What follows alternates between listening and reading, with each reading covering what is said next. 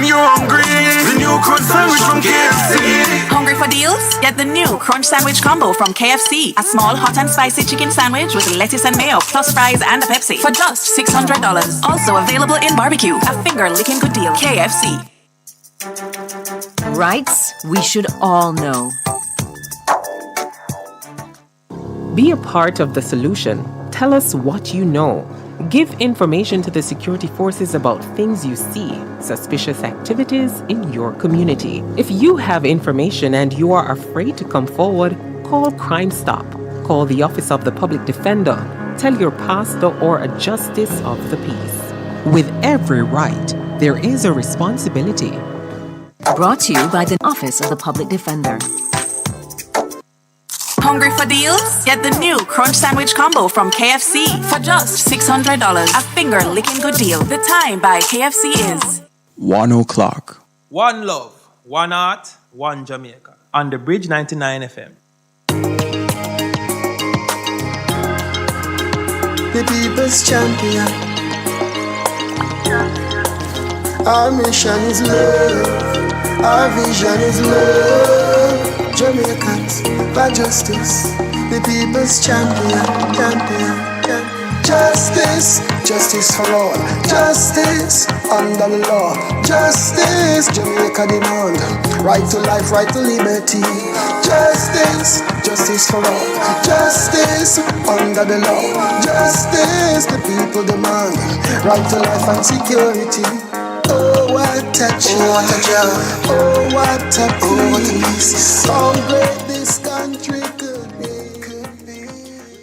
Happy Tuesday. Welcome to another episode of Let's Start Justice with Jamaicans for Justice. My name is Michael Jackson, Executive Director of JFJ.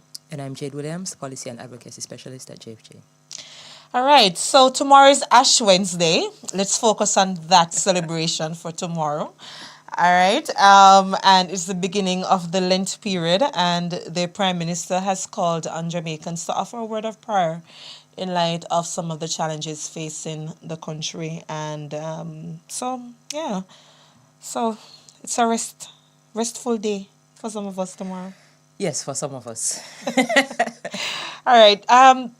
We're also in the election cycle, and JFJ, we're doing our little part to ensure that there is knowledge sharing, information sharing, public education on the importance of exercising one's right to vote as provided for you in the Constitution and as given in 1944 universal adult suffrage, where at the time ages 21 and older could vote irrespective of property ownership and so on, as was before 1944. So yeah, it's an important thing, and again, we really encourage people to exercise that right.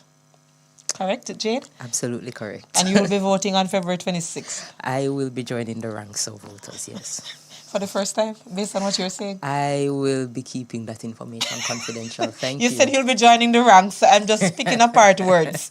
Not fasting in a business at all. Did not ask for your analysis. Thank you. All right, but we certainly encourage people to.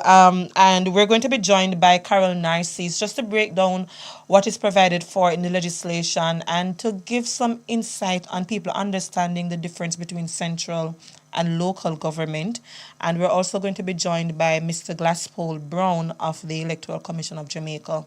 He is the Director of Elections with the ECJ, and he will share some insight on making that list who missed it for the upcoming election. Not February 26th, that ship has sailed, but he'll be giving some insight on what to expect on February 26th. So stay tuned, yeah? Absolutely. Okay. In terms of what happened for last week, let us focus a little bit, because some of what happened for last week we'll touch on today's topic. But what is happening this Thursday, which is of importance for JFJ, is that the Governor General Sir Patrick Allen will be sharing his throne speech, which is the annual speech that does the ceremonial opening of the Parliament. And that throne speech, it sets the legislative agenda for the legislator, the government, what they intend to achieve. And it basically provides, again, the opening of budget debates. So you'll get a sense of what the budgetary framework will be for the government for the 2024-2025 parliamentary period. Why is that of interest to JFJ? There are a couple of things for us. Through Jade's leadership and the input of the team, we drafted our policy agenda for 2024. And that policy agenda, it sets our own advocacy framework, if you will, or advocacy agenda, I should have called it, Yes. for the year. And, we're going to be continuing the dialogue and our advocacy efforts on some areas of concern, suggesting around rather mandatory minimum sentences, the excessive nature that we have seen the government proposing, areas around child rights. And I know, Jay, one of the areas for you that you had flagged is how children are dealt with within the context of bail provisions and so on, yeah? Yes, absolutely. And we're going to be focusing on issues, sexual and domestic violence. But within the context of the throne speech, last year, the Governor General, when he opened the Parliament, there were 37 legislation that were proposed, pieces of legislation that were proposed. How many did they accomplish, Jade? Not 37. How many? 19. 19. 19 of 37. And keeping in mind, in that 37, not all were new pieces of legislation to be introduced. It was continuing work that would have started maybe the year before or 2 years before. And perhaps if we had done a more detailed review of what happened last several years, the numbers would be suggestive that Parliament needs to really shape up in what they are accomplishing. But outside of that, what struck us at JFJ last year with how Parliament operated is the level of not being prepared for the Joint Select Committees. Not all members attended Joint Select Committee sittings. There seemed to be confusion in not understanding critical pieces of legislation, even in far advanced sittings of the Joint Select Committee. Yes. Generally, when you look at the sitting of the House, I say this with the greatest of respect to members of Parliament who are trying to hold on to seats dearly, that if you're unable to go to the House of Parliament to do the people's work, whether it is through illness, we pray with you. For those who pray, we extend best wishes. But you ought to step down. Just as in any 9-to-5 job, you can't fulfill your functions. You either take an official sick leave, or when it gets to the point where you can't function, you have to know when to step aside. But it cannot be that the people's business is not being carried out because people are not turning up for Parliament each Tuesday. It's unbecoming. It's unbecoming. We offered an opinion piece in the Jamaica Observer on Sunday, and we frankly put it that this lazy backbenching approach that we have seen, where people are thumping on the benches of Parliament just in blind support of political parties without preparing, it ought not to be. So when we talk about preparing for the throne speech and so on, it's for the Governor General to say to us as Jamaicans, these were the unmet commitments. And for the Prime Minister, when he speaks, and the Leader of the Opposition, when he speaks, to send a signal that the business of the House of Parliament will be dealt with the level of seriousness that it deserves, because these are far-reaching implications, or laws, rather, being passed. Absolutely, Mikel. I have to underscore what you said, particularly as it relates to the Joint Select Committees. Having presented to several of these committees over the last 2 years or so, and to see a report coming out of a committee where the final recommendations weren't signed by almost half of the members, where 2 members didn't attend any meetings whatsoever related to that committee, and to think that this is now legislation being considered by our Parliament. And you have 63 members, in your House. And if you look at those who tend to sit on the Joint Select Committee, it's almost like a small pool. Yes. The same names keep coming up. So you ask yourself the question, if that same set of names keep coming up, say 20, what happened to the rest? Exactly. Is it a case where they don't understand the issues? I want the people to pay attention, I don't want to call the names, but they're there. Yes. It's like it's a small pool of what you would say Joint Select Committee representatives. And it's unfair to them. It is, and I don't think it allows them to give each committee the attention that is necessary. They can't.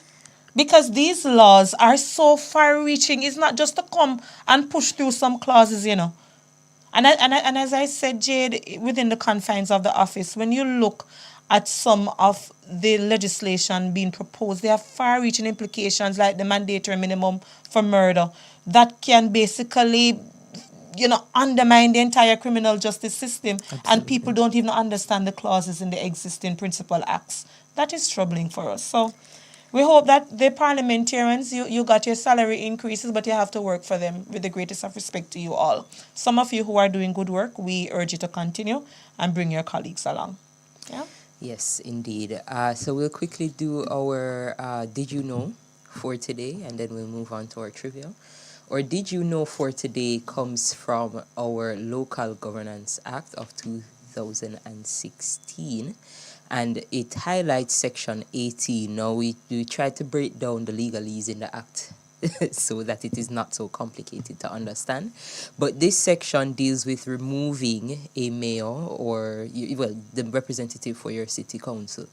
And this process is for situations where there is gross misconduct or a dereliction of duty. So simple disagreement with you and the mayor is not enough to initiate this process. However, you can initiate the process by gathering a petition of 25% of registered voters in that city. And once that petition is signed, accusing the mayor of neglecting their duties, then it can be brought to the council. The council can also vote without the petition, and if 2/3 of the members agree that the mayor has committed serious misconduct or neglected their duties, then action is to be taken. Now, the next action to be taken is that the minister is to investigate these complaints to see if they have merit, and once that investigation is concluded, then both members of parliament need to vote in proposal of need to vote in favor of the proposal for the mayor to be removed. So you can look at that process under Section 18 of the Local Governance Act. And our Did You Know for today asks, our trivia question for today asks, what year was the Electoral Commission of Jamaica established? So we look forward to those responses on our social media or actually just our social media. Yeah, and that answer was actually given last week for those who were paying attention. Yes. So we're going to take the break quickly, and when we come back, we'll be joined by Carol Narcisse to discuss exercising your right to vote and understanding your central and local government elections. Informative, educational, insightful. Let's talk justice and tackle topics like constitutional rights and reform, domestic violence, rights issues that affect you. Let's talk justice. Every Tuesday, 1 p.m. to 2 p.m. on The Bridge 99 FM. Call in, share your thoughts and questions, be empowered, know your rights. Let's talk justice. Courtesy of Jamaicans for Justice, JFJ, ensuring access to justice for all. Justice, justice for all. Justice. Moment of motivation on The Bridge 99 FM. Hear me, I say. Enjoy each accomplishment without trying to find another one. Savor the moment. Give thanks. Breathe. Smile. Yeah, man, you did it.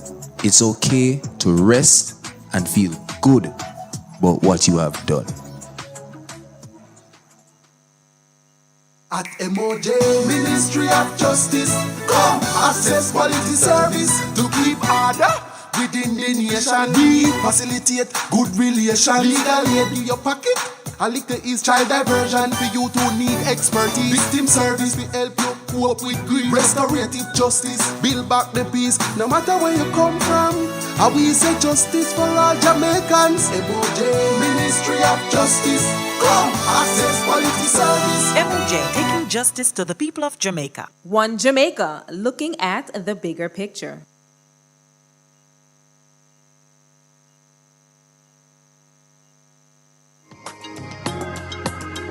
The people's champion. Our mission is love. Our vision is love. Jamaicans for justice. The people's champion. Justice. Justice for all. Justice. Welcome back to Let's Talk Justice. Before we get into the topic, it would be remiss of me, as I heard the Ministry of Justice's ad earlier, not to mention that last week the Ministry of Justice had their Restorative Justice Conference, and they had an entire week talking about restorative justice, an initiative that is supported by JFJ, and we urge the public, as you work through your conflicts within your communities, within your families, to use the restorative justice program, because we need to see the high levels of crime and violence reduced in this country. So just wanted to plug JFJ's support with that, and to say big up to the team at Ministry of Justice. You have been doing extraordinary work. But into the business of today, exercising your right to vote, understanding central versus local government in terms of their responsibilities and what to expect of your members of parliament and your councillors by default. Now, just to indicate that local government was entrenched in the Constitution in 2015. That was the last change we had in our Constitution. And with that entrenchment, as it always was, you have the local government expecting to be held every 4 years. The last local government election was in 2016, and we have had delays in 2020. There was COVID. Subsequent announcement by the Minister of Local Government had indicated that the government had no money to have the local government elections held.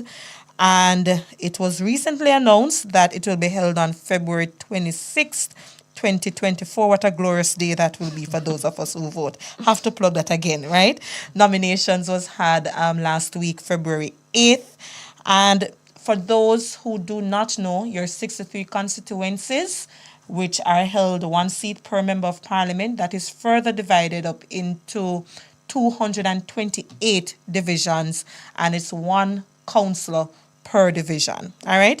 And there's also an opportunity to have your mayors, and those of us who live in Portmore, that area, you elect your mayor directly. Hear me just keep on inserting myself up in here. Yes. But yes, we elect our mayor directly in the Portmore area.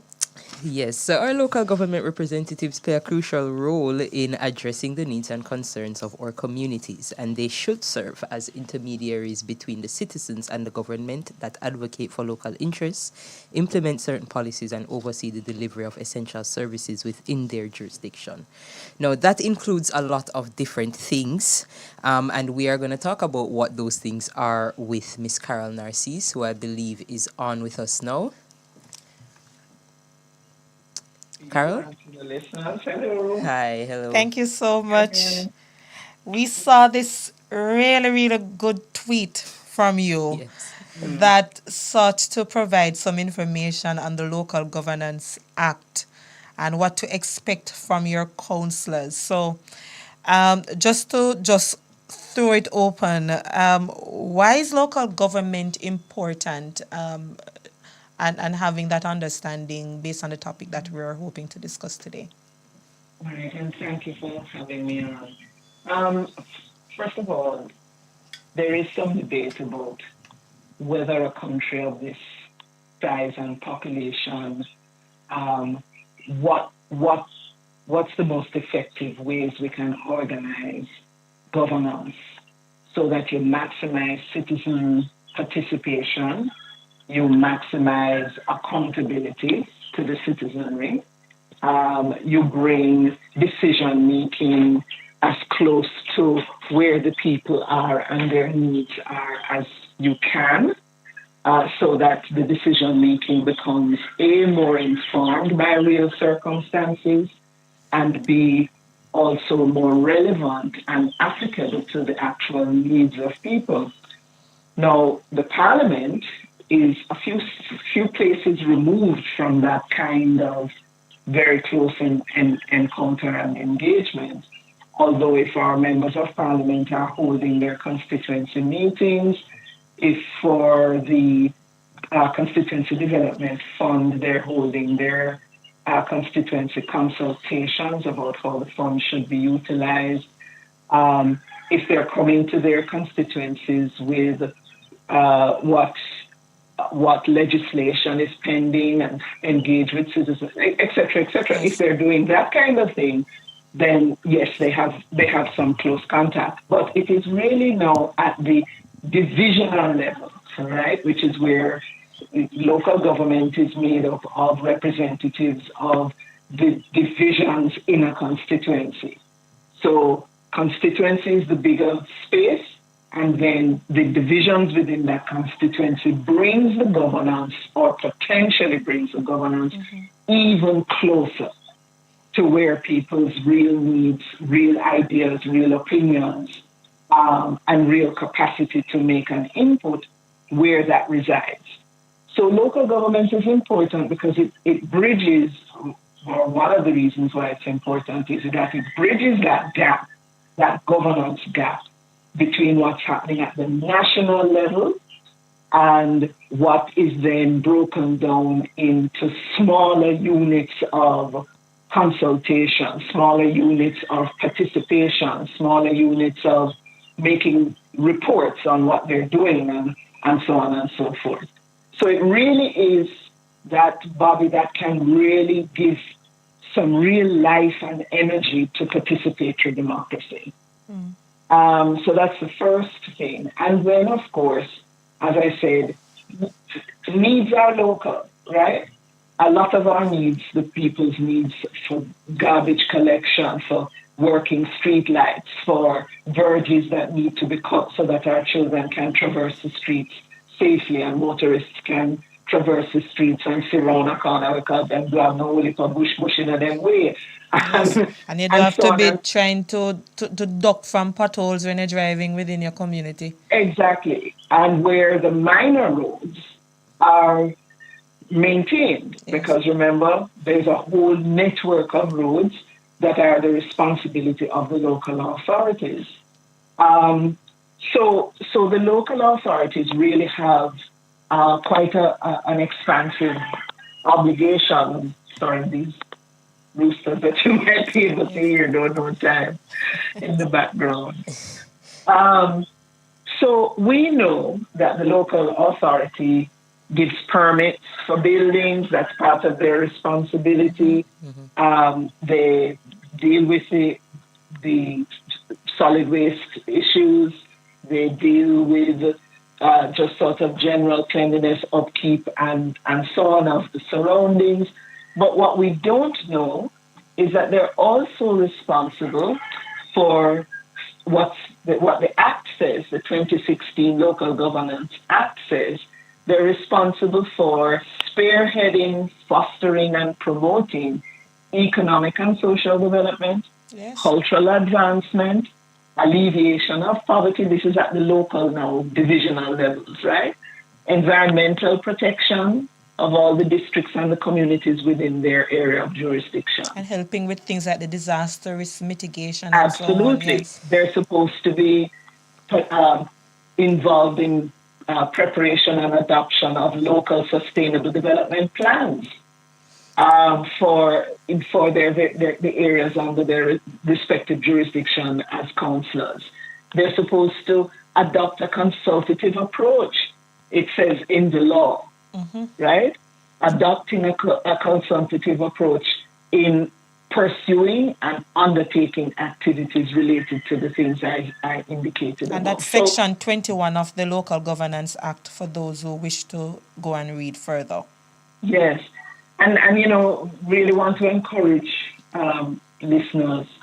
These laws are, we actually have a good body of legislation across various topics, right? To do with the environment, to do with local governance, etc. Our problem is that the lawmakers don't really seem to think it's important to make it popularly known what the legislation says, make it popularly known what their responsibilities are under the law, so that one of the things the local authorities should be doing is meeting with communities at the divisional level and educating about the laws, what the laws require of them, so that people can hold them to account for the things that they're supposed to be discharging. I know Jade had a burning question. She keep being here beside me sighing. Well, I will say though, as usual, Carol has managed to preempt several of my questions already, and I appreciate that very much. What I wanted to ask, as a younger person. By the way, she does this every week. I can honestly say I did not even hear the term counselor until I was almost out of high school. Yeah. We never discussed local government structure at all. And the things that you're describing now as the responsibilities of this person, I had always associated with the responsibilities of my MP based on what everyone else has said. In addition to the funeral attendance and so on. Most certainly. And to go and beg a little money. So I wonder what you think about this perception and how can we restructure our thinking about these responsibilities? All right. So part of the tragedy of our modern political experience and history and political culture, one of the tragedies is that we collectively and with forethought by the parties, we have boiled everything down to a partisan base, right? And governance now becomes governance with not for the people and with the people, but governance that is partisanly driven. Governance that, so the local authorities become the handmaidens of the parliamentarian, right? So the MP, etc. The local authorities replicate the behavior of our parliaments, which is that they become little fiefdoms, right? They become little spaces where people have power, where people hog up information, where the resources are treated as if they belong to the individuals personally and not to the people of the constituency. So they are shrouded in a kind of separation between what takes place in the council, and what citizens are able to know, etc. So, for example, one of the things that I think we really should be aiming for and calling for is for PBCJ, which now broadcasts parliamentary proceedings, for PBCJ to start to broadcast local government proceedings live. Huh? Yes, I just wrote it down to ask, about the issue of public viewing.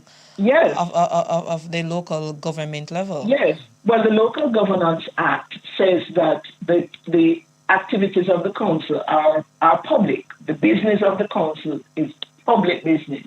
Right? So really, members of the public, citizens association, community councils, and so on, citizens association can and should be requesting of the council to attend their meetings, to attend their committee meetings, to observe their proceedings. But there's an element, and I want to just pause to remember, recognize, and really give respect to Mr. Keith Miller.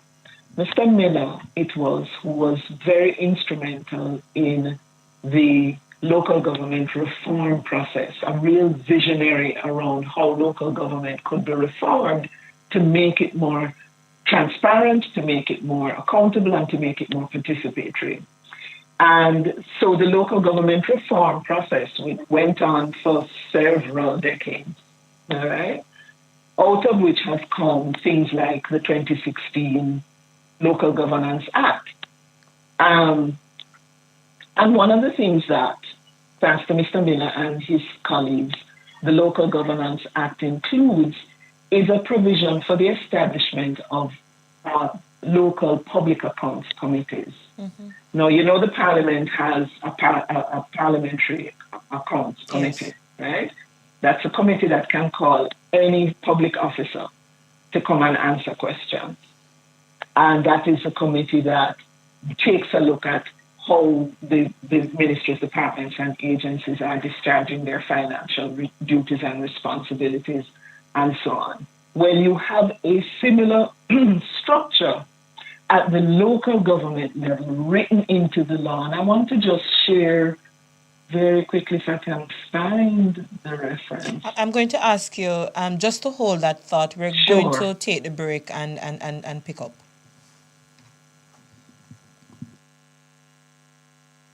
Hungry for deals? Get the new Crunch Sandwich Combo from KFC for just $600. A finger-licking good deal. The time by KFC is 1:30. If you're in business, get on the bridge. 876-669-5000. If you're in business, get on the bridge. 876-669-5000. If you're in business, get on the bridge. 876-669-5000. Call now. KFC! New crunch sandwich from KFC. Great flavor, great price, it's for me. KFC signature, hot and spicy. Chicken with the lettuce, mayo, fries, and Pepsi. We've got you covered when you're hungry. The new crunch sandwich from KFC. We've got you covered when you're hungry. The new crunch sandwich from KFC. Hungry for deals? Get the new Crunch Sandwich Combo from KFC. A small hot and spicy chicken sandwich with lettuce and mayo, plus fries and a Pepsi for just $600. Also available in barbecue. A finger-licking good deal. KFC. Capital Betting is the only independently licensed bookmaker in Jamaica. We offer win, place, show, exacta, quinella, and many other types of betting options. Capital Betting even allows you to bet just one horse per race. That's right, you can buy just one horse to place. No need to pad your ticket if you don't want to. Capital Betting has over 21 locations island-wide, with more coming soon. We're open from 7 a.m. until the close of the last race, with instant payouts on all bets. Visit us today. Capital Betting, the better bet. Must be 18 or older to play. Play responsibly. Yo, dancehall can't start when the money must shut the content. Right. Introducing the Bridge 99 FM Dance Hall Chart Show. I are the one and they are what? All about our weekly top 10 music countdown, our Bridge Spotlight featuring artists and music producers, and our chat with the Bridge Jocks and music director. We bring you in on the action. Just send your videos every week for your favorite artists on the chart in our Fan Affair segment. Do it WhatsApp 876-551-5782. Jogger! It's new, it's authentic, it's trend-setting, and only on The Bridge 99 FM Dance Hall Chart Show, hosted by Shell. You know the vibes this Friday at 1 p.m. at the wickedest thing since dancehall. You know the thing go, we're bringing the vibes to the where, to the what, to the world. No borders, no boundaries, just the sound of good music. The people's champion. Our mission is love. Our vision. Welcome back to Let's Talk Justice. We're discussing exercising your right to vote and just understanding a little bit more on the local government procedures and what it entails. We're joined by Miss Carol Narcisse, and she was just walking us through the public accounts committee that is expected to be performing at local government level, which is similar to what happens with the House of Parliament. Right, thanks. So I want to just underscore that the Local Governance Act of 2016 emphasizes, amongst other things, that the councils are set up for the purpose of, and it lists several things, one of which is to facilitate the participation and empowerment of civil society and communities in local governance processes. So that's a big thrust that the councils are supposed to be reflecting, are supposed to be giving life to, and are supposed to be taking the lead in implementing, but they are happy to know that we don't know. And I think civil society, we tend to focus more with our members of parliament rather than going a little bit into the communities and through the councillors. That's right. Yeah. And the law says further at Section 41, each council shall conduct community meetings. Notice now, it says shall. When a law says shall, it's not asking you if you feel like. Okay? It is telling you you are required to. When it's not an absolute requirement, it uses language like may. Yes. This does not say may. It says each council shall conduct community meetings at least once in each year to report to the local authorities, inhabitants, that is me and you, and all the other people listening who live in divisions and constituencies, to report to us on the local authorities' performance and plans. So that's the other thing we need to be calling for. Yes. Which council is meeting this requirement of the law, and if none has, as we go into the elections and forward with the new councils, we must insist through our several organizations that these annual meetings to report to the divisions, to the communities on what they're doing, that those meetings happen. So I want to jump quickly now to one of the mechanisms for that participation, which is the local public accounts committees. Now, the law says that these committees must be made up of not only councillors, they must also be made up of persons who are non-council members. And it says they shall be appointed from among persons nominated by parish development committees, community groups, civil society organizations within the geographical area of the council, and all community-based organizations that are registered under the Jamaica Social Welfare Commission Act, which is SDC Act. Okay, so it expects that this local public accounts committee shall be made up of at least 25 or so percent of people drawn from the citizenry. And what is its purpose? It is supposed to examine the financial activities, the transactions, the procurement practices of the local authority. It's to call on the local authority officers to come and give account, to explain matters. It is empowered to review the performance of the council, to determine whether accountability and transparency and ethical standards are being observed, and so on and so forth. So it's like the one in the parliament. It is a committee with teeth. It is a committee with a big oversight responsibility. I don't think any council has a functioning local public accounts committee. You know, you've brought several things into light here, and I wish we had more time to probe. But I think the last question from me, one of the issues I have with the narrative now, even among our political parties and public commentators, which I would urge them to stop it, that this local government, as we have seen in practice though, is somehow a referendum. And it sends a signal about whether or not a general election should then be called. And I think it does a disservice to local government and what potential electors expect, you know. So I would ask for your last word on what we can do to improve and what recommendation you could make to political aspirants and their political parties. I really want to emphasize the power that we have as citizens, because we have evolved, as I said, a political culture that is what it is. Its default position is to not be transparent and accountable and participatory. Its default position tends to be rigidly operating along partisan lines and so on, not driven by the next election's prospects or the staying in power more than driven by the ultimate and absolute welfare of the citizenry. So really right now the ball is in the court two courts. One, we must familiarize ourselves with the law, and we must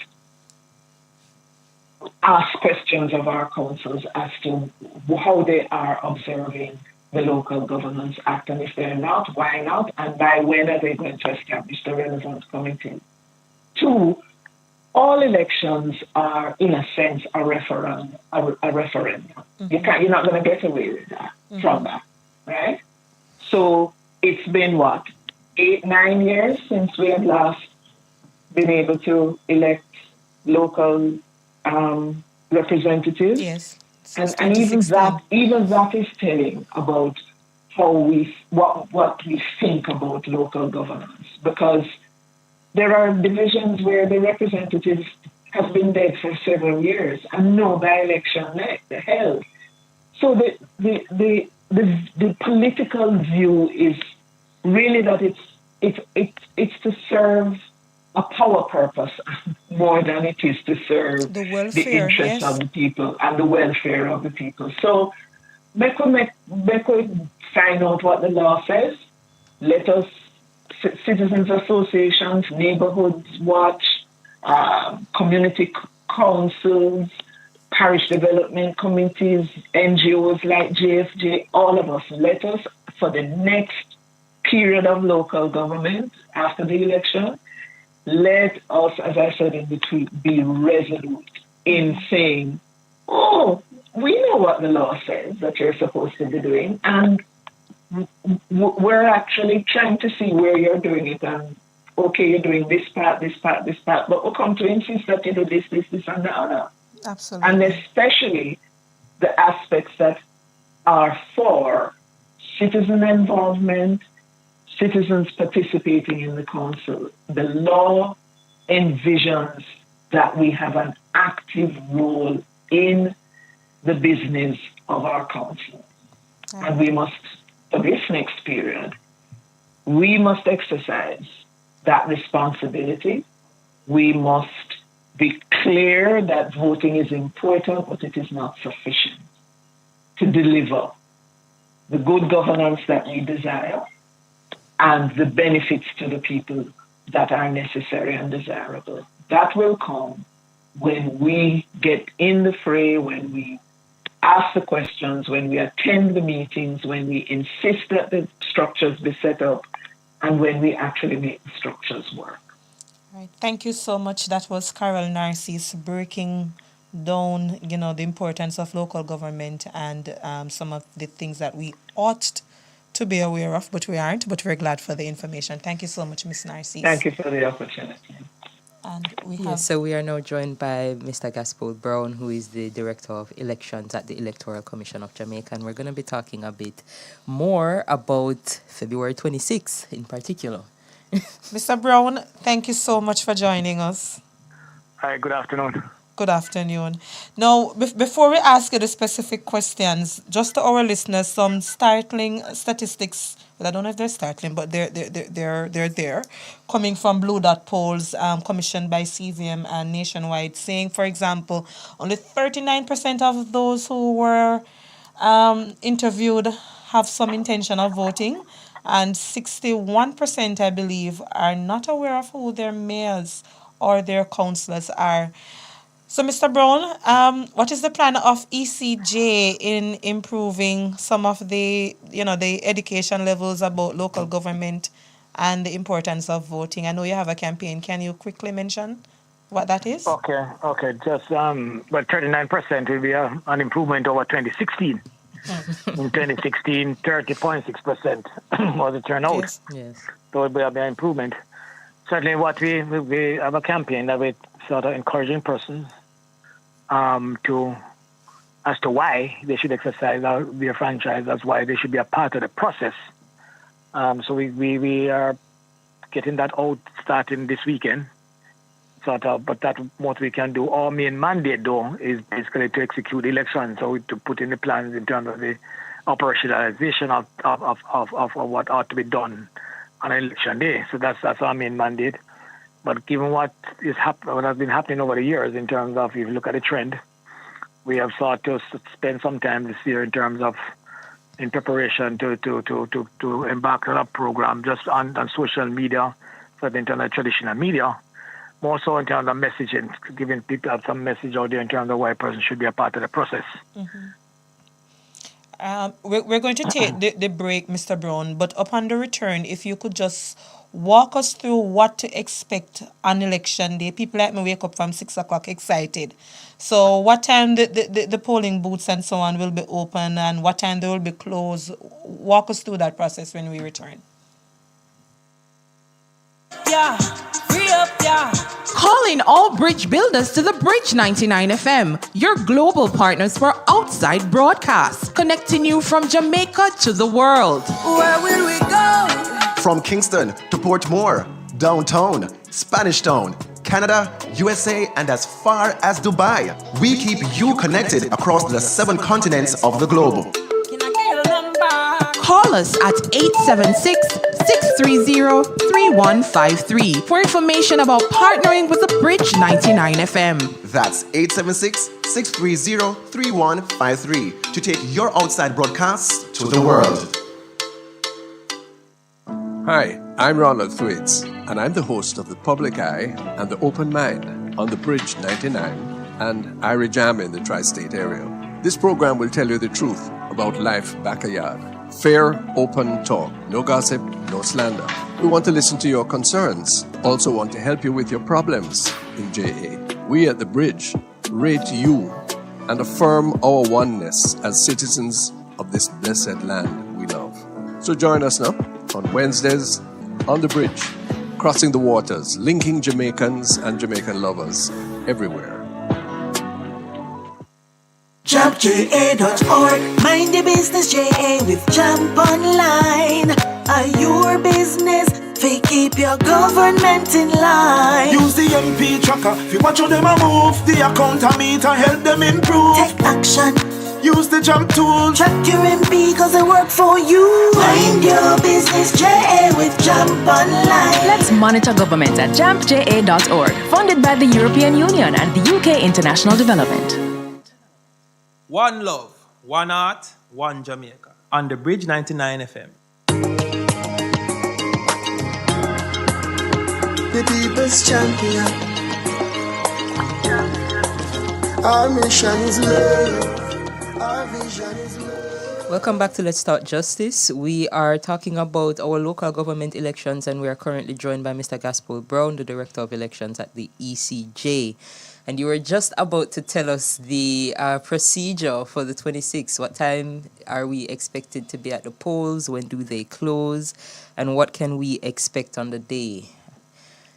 All right, the polls open at 7 a.m. and it goes up to 5 p.m. So what will happen is that on the day itself, what you need to do first, before the day, is to determine where is your polling station. Mm-hmm. You can get that information. One of 3 ways you could get that from us is to make contact with your local EOJ constituency office, or you could call our call center at the EOJ, our head office at 43 Duke Street, or you could go online. You could go at www.ecj.com.jm. Then you will follow the instruction. You just click on query, follow the instruction, which will guide you in terms of taking it to the page that will tell you where your vote is registered. Mm-hmm. Having done that, you know which polling station you go. You enter the polling station between 7 a.m. and 5 p.m. When you enter that polling station, there's a presiding officer. The presiding officer will ask you for your ID card. If you have your ID card, it make the process much faster. Mm-hmm. But I must point out, though, if you don't have your new ID card or you still have your old ID card and you have not renewed, you will still be allowed to cast your ballot as long as you're a registered voter, as long as your name appears on the voters list. So when you go, the presiding officer will then satisfy him or herself that you are the person that is reflected on the ID card or on our voters register. The presiding officer will then give you the necessary instruction by indicating to you the different candidates on the ballot, point that out and guide you, show you how to fold your ballot, then direct you behind the voting booth. After you have completed the process, the presiding officer will tell you that on returning the ballot to him or her, you refold the ballot. In order, you must not expose your vote. Nobody else should know who you vote for. It's a secret ballot, yes. Secret ballot. Then you come back, hand that ballot into the presiding officer, then they will, the presiding officer will ask you to dip your finger in the ink. Having done so, then you wait until the presiding officer puts your ballot in the ballot box. Then she will greet you, and then you can leave for the rest of the day, and then you can just sit down with the result in the afternoon. All right. Thank you so much for that. And by the way, we must, Mr. Brown said, await the results. Jamaica has improved and we're far ahead. Mr. Brown, you're people like me who sit and watch the politics all day because I can't go to work. I'm too excited, right? And you see the results coming in and so on. And by what time you know who control, certain divisions and so on, who win the election? What is the estimated timeline normally? Well, we are projecting that by 9 o'clock, you see a clear trend. You can start put the pot cover them together and so on with excitement, yeah? Yeah, you should see a good trend by 9 p.m. We might not get a final result, but you should be able to see a good trend by 9 p.m. We're not like other countries, Jade, where the next day you did this. Yeah? Right? Still counting. Maybe after that too. Yes, that's true. And we have simple ways, by the way, of resolving whatever queries or disagreements there are. Yes. That's correct. Yes. Well, I wanted to ask, though, if we observe something irregular on voting day at the polling station, is there a procedure for reporting that, and how would that go? Yes, there's a procedure. There are certain, if you go through the ROPA clearly indicates what are the breaches. Sorry. That if the person are involved in those breaches, that they can be criminally charged. And that's the Representation of the People's Act. That's correct. Mm-hmm. And then if you at the police station location, we have what is known as a supervisor that represents the EOJ. Mm-hmm. So that you can bring it to the attention of the EOJ's rep, and then they will be able to deal with whatever infraction that you might see and see how best you can. If it's a criminal act, they will turn it over to the police. Will be at most police stations this year. There will be some level of presence there in terms of the police or members of the Jamaica Defence Force. Mm-hmm. Mm-hmm. And what can we wear on election day? Or orange, green, black, white? Are there any guidelines? Yeah, there's a guideline. It says that if the representative of the People's Act indicate that all campaigning should stop 48 hours before the taking of the poll. Mm-hmm.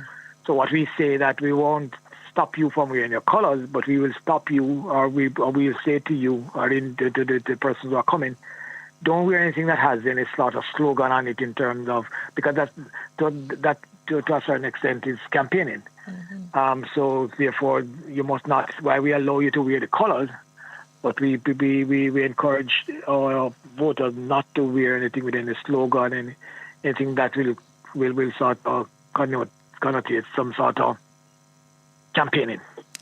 So no fist, no bell, no head.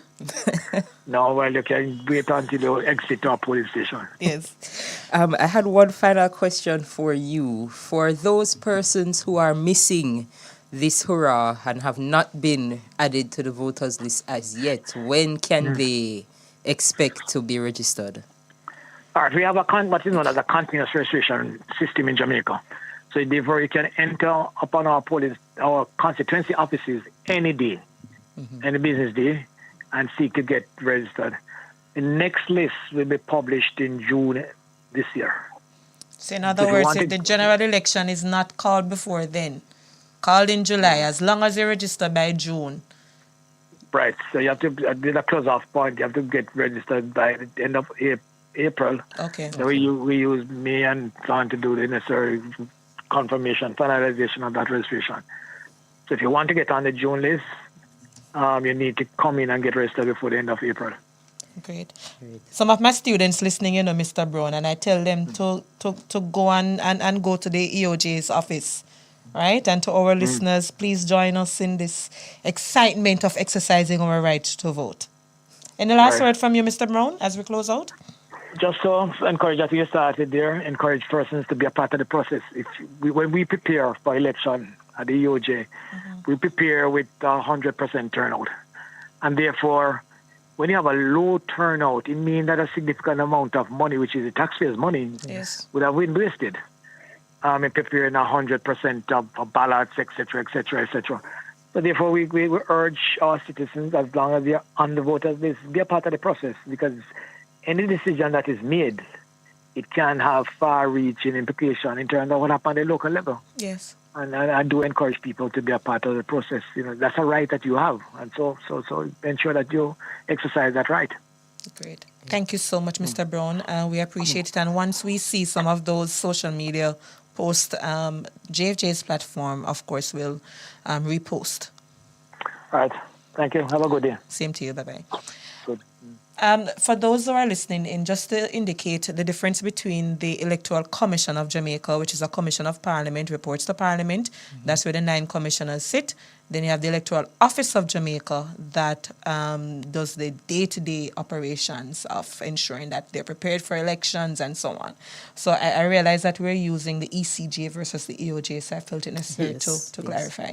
And if you could clarify one more thing for our listeners. Let's hope I know. It's They don't put me on slap. It's something you definitely know. It's for high schoolers right now. What is the difference between the central and the local government election? Okay. Well, election or process? Process, yeah. What is the difference? Now, when you talk about your central government, that is where your ministries and departments and agencies reside.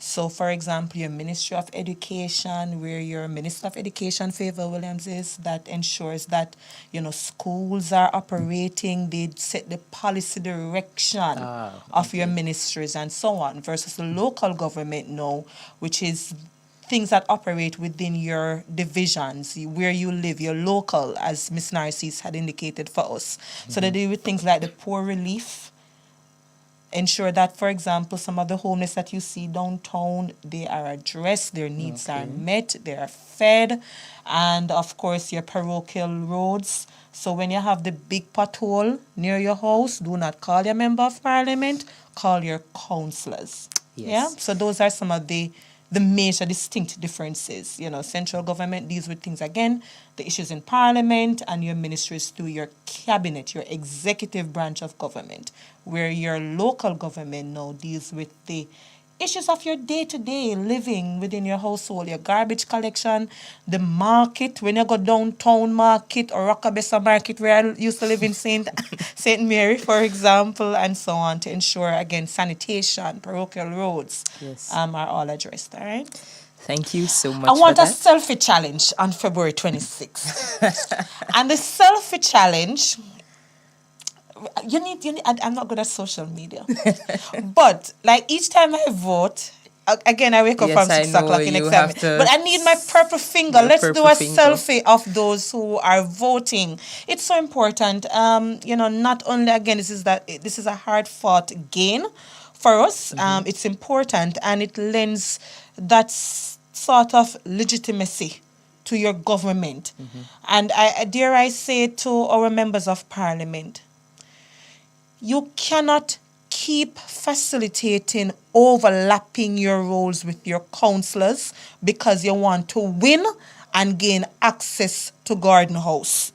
And then you come and bemoan about how hard you're working and people calling your phone at 2 a.m. You facilitate that. Let the councillors get the job done. Yes. It's far too important. Absolutely. So that is my challenge to our ministers. You say, listen, me love these things, you know. I know this is the most excited I've seen you in months. Oh, really? Yeah. That's not true.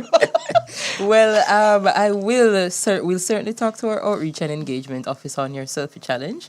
See if we can't get persons. Hashtag something. Yes. And maybe tagging us. Maybe If we can you do. behave like you're younger than me, you still can't come up with a proper name.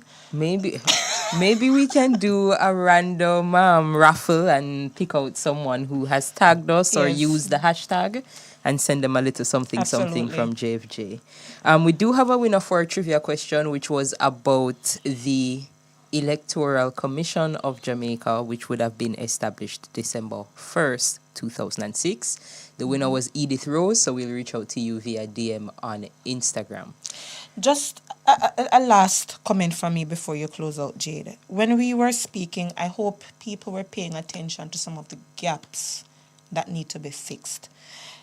This protracted delay that is permissible with our local government needs to end. We are making representation before the Constitutional Reform Committee on that. Just as though general elections are safeguarded, they must be held within the 5-year period unless there's some emergency. Yeah, it can't be delayed. It's the same type of safeguard we need. This nonsense of having several divisions, not having representation ought not to be. Mm-hmm. People resign. At one point, somebody's both a councillor and an MP. Mm-hmm. It can't be. So we need to be looking at these things in a serious way. And I hope for those, several people WhatsApp me personally to say, Michael, you need to be asking these sort of questions. I hope those questions were answered with the expertise and the guidance of Carol Narcisse as well as Mr. Brown. Very good segment in my opinion. I have but to I'm agree. quite biased. I have to agree, and we'll certainly be taking some clips to put on our social media accounts so you guys can engage more easily with the information. Mm-hmm. We are at the end of our time. We are over time. Thank you all for joining us, and we will be back next week. Enjoy your holiday tomorrow. I'm Jade Williams. And I'm Michael Jackson. Jamaicans, by justice, the people's champion. Justice, justice for all. Justice under the law. Justice, Jamaica demand. Right to life, right to liberty. Out of many we are one in a Jamaica. Make it a better place for the boys and girls. Created equal by the creator. For equal rights and opportunities. No to unlawful detention and police brutalization. Class, gender, race or religion. We not tolerate discrimination. To join the fight against injustice, contact us at 755-4524 or JamaicансForJustice.org. The people's champion. The Bridge 99 FM. Catch the KFC sponsored hour on the Bridge 99 FM every Friday at 7 a.m.